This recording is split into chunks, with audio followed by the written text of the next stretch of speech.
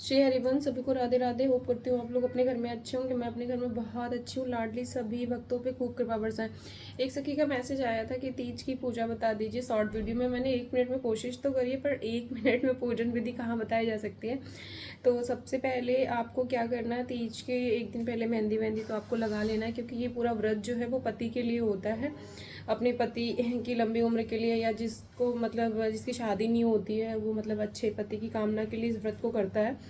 तो आपको सुबह स्नान वगैरह करना है और मतलब स्वच्छ सुंदर साफ सुथरे, यदि आपके पास नए वस्त्र हैं तो आप नए पहन लीजिए, नए नहीं है तो पुराने हैं तो वो स्वच्छ होने चाहिए, आप उसको पहन लीजिए।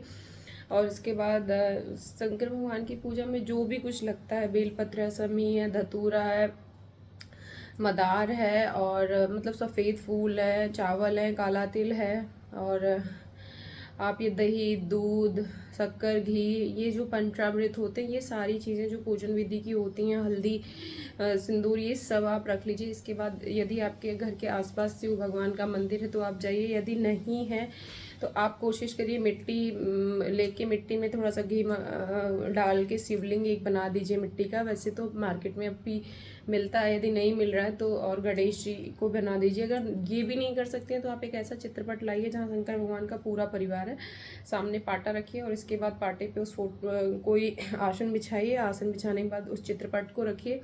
इसके बाद शंकर भगवान का अभिषेक करिए।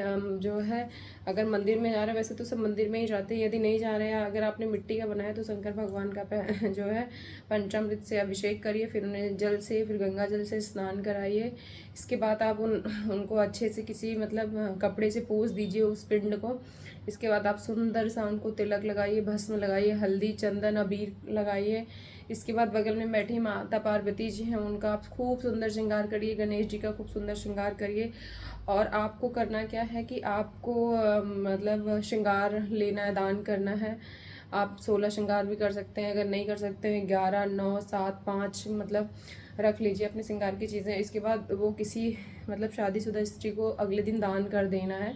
पूजा अगर किसी का मासिक धर्म चल रहा है, सबसे बड़ी बात यह है कि वो पूजा कैसे करे, वो कर ही नहीं सकता। पहला दिन, दूसरा दिन, तीसरा, चौथा, 5वां दिन हो सकता है, तो उसके लिए ये सब मेरे मतलब अब वो भाव से पूजा कर सकता है। अपनी पूजा वो किसी और से करा दे और नहा धो के वो थोड़ी सी दूरी मतलब बना के, यदि चित्रपट मंदिर थोड़ा दूर है, बाहर बैठ जाए और ध्यान लगाए कि मैं भगवान को फूल चढ़ा रही हूँ, मैं भगवान को जल चढ़ा रही हूँ, मैं भगवान को तिलक लगा रही हूँ, मैं भगवान की आरती कर रही हूँ, मैं भगवान को धूप दिखा रही हूँ। अपनी आंखें बंद करके कॉन्सेंट्रेट होकर भगवान की जो है आप भाव से सेवा करिए। भगवान भाव से ही सेवा स्वीकार करते हैं। ये तो मतलब एक तरीका होता है। ये मतलब मासिक धर्म वाली महिलाओं के लिए सबसे ज़्यादा जरूरी है कि वो भाव से पूजा करें।